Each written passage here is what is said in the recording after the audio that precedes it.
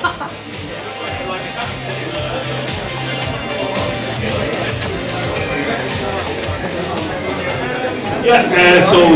name is Shane Long. I'm one of the founders of 6 Minute Studios.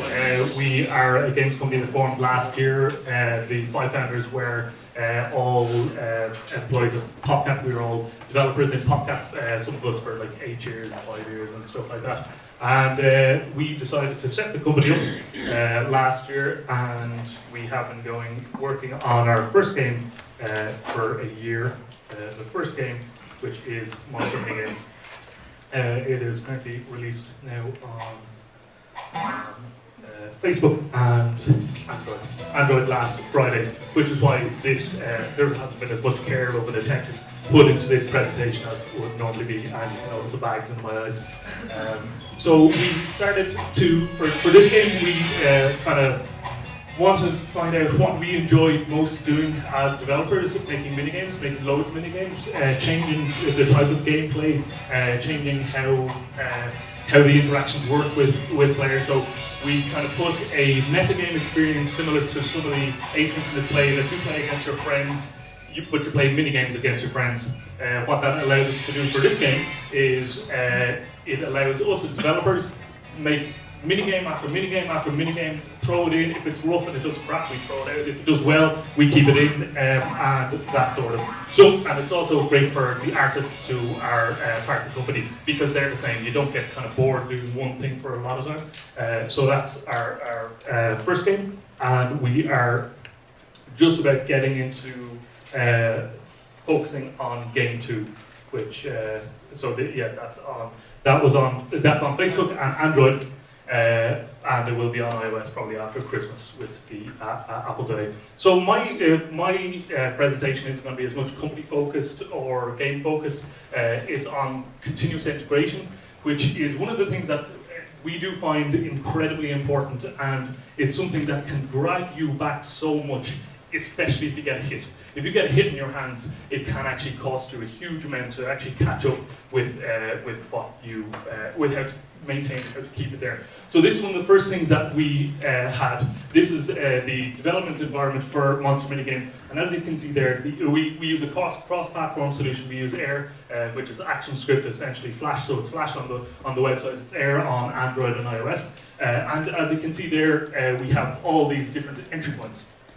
The main code base stays in project, and every other one of them are really skeleton entry points. That is your main entry point to the game. Everything is linked back to one project base. Any code that changes in one place is propagated to each other project that we have. So the mobile project, the web project, and then the second thing that we find incredibly important, and this is something that we definitely learned in PopCap, is dealing with art assets. It can be the killer, absolute another killer to a games company. How to deal with huge art assets coming from multiple sources. Where do you keep the source art? How do you put it into export art? How do you then bring it into your game? So this is one of, this ties into the previous image. We decided to go with our source art 4 times our target screen size, which is iOS 5, 640. So all our source art are done at 1920 to 2880.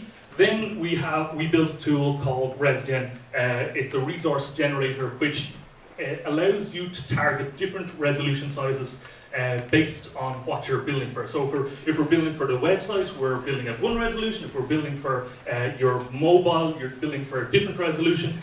We are able to put small build scripts in our for ResGen that says, okay, you're coming from this resolution, build for iPhone. You're coming from this resolution, build for the website. While this may sound trivial, if you get a hit on your hands, it is essential to deal with these things properly. And the other thing about it is you take the hit up front by building these automated systems that then propagate and help you and just save you so much time going forward. These type of tooling, they're not sexy, they're not that part of game design, but they're so important.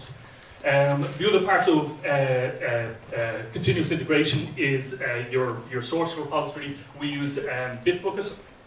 One of the main reasons we use Bitbucket was because you can have it for free, up to 5 projects for free, and it's private as opposed to GitHub. I think GitHub now allow you private repositories, but they didn't at the start.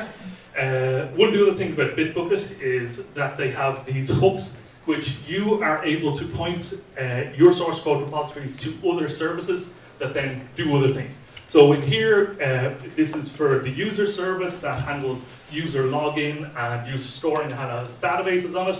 That then points to our Jenkins service. Jenkins is an open source box that can sit on either locally or in the cloud and can do pretty much anything. It's called Jenkins because it's a butler. It's a butler service that does tasks. And as you can see here, we've got our Android build, we've got a backend project, we've got game service, we've got game config, monster minigame service, web build service. All of these get kicked off automatically. So if you update an art asset, build gets updated automatically. It propagates all the way through to the Facebook build that's up online. You build an Android, you make a change on the Android build, it propagates all the way through, and then it gets pushed down to our devices that automatically install the phone on our testing phones. The key thing about this and those services, they're free. They're all free. They take a bit of learning, they take a bit of upskilling, but they're free. You can install every one of these devices for free, other than this one. This is Amazon. That's where it ends up. They're all our different servers that we use. This is another program called Chef, which you are able to, if you're using any sort of backend services, you're able to define roles for each one of your servers that then you are able to say, I want to build a brand new box that is user database and the front end, the website front end, and you can hit one button to automatically build a new box. Which again, if you're aiming to try and get to 1 million users, you need to have those sort of things built up front.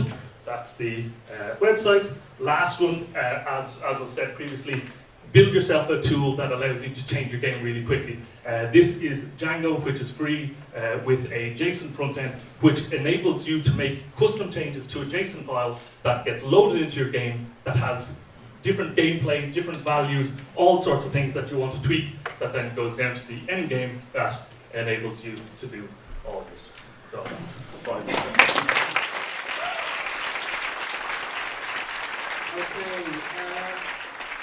Okay, we're in time, so I'm going to ask you, we have a lot of people sitting on the stairs and we have a lot of empty seats.